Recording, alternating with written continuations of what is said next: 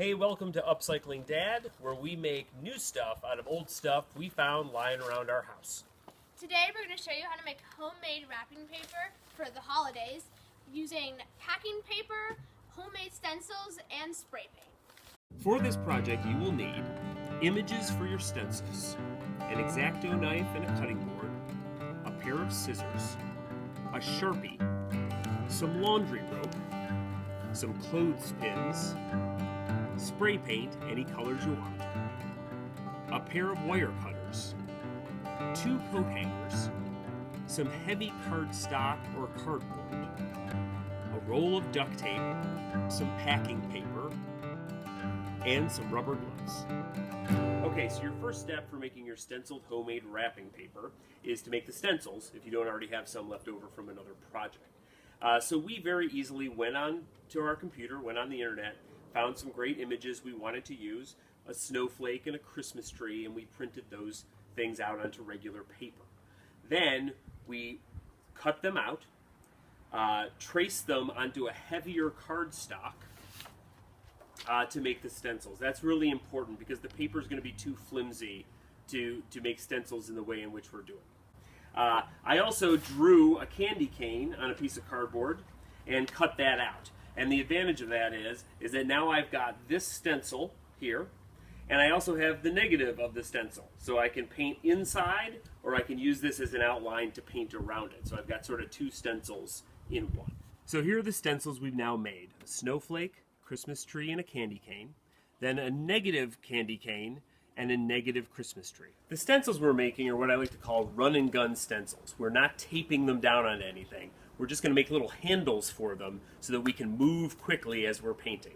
And the handles are going to be made out of regular old wire coat hangers. So the first step is we're just going to dismantle the coat hanger.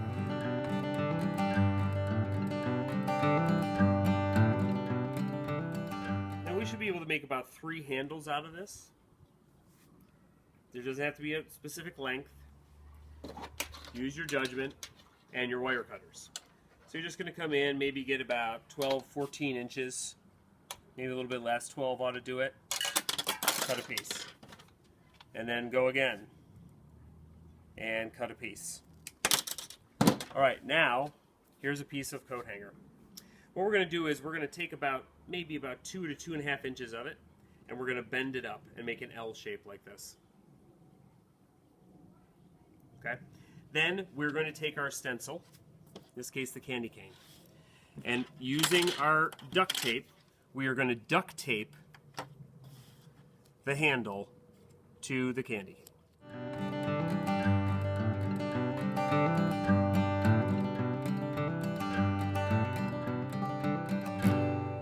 And your stencil should look like this when you're done. Okay, now we've moved into the yard where I have taken the laundry rope and used it to make a clothesline here. And put the clothespins on the clothesline. This is where we're going to hang the paper. Again, I'm using packing paper that I've saved from all those Amazon deliveries you get. They use a lot of brown paper. And I have just actually rolled it onto an old roll of actual Christmas paper. So what we're going to do is unroll it.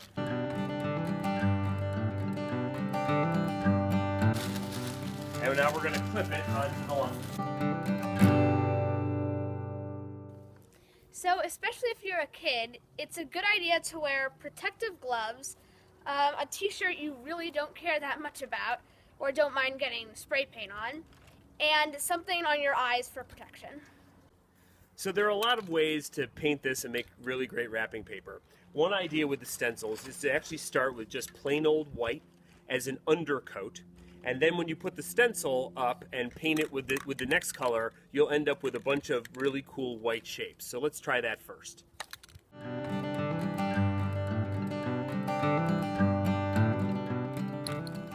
So now we're going to try painting some different colors as a base.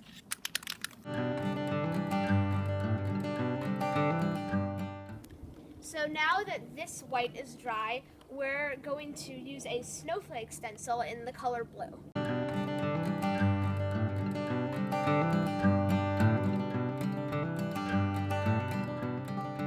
Okay, so for our gold portion, we chose the tree that we're going to do in green.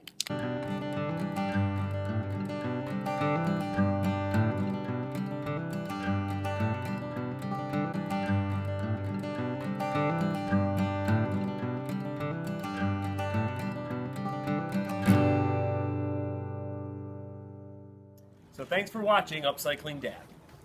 If you want to see more videos like this, subscribe.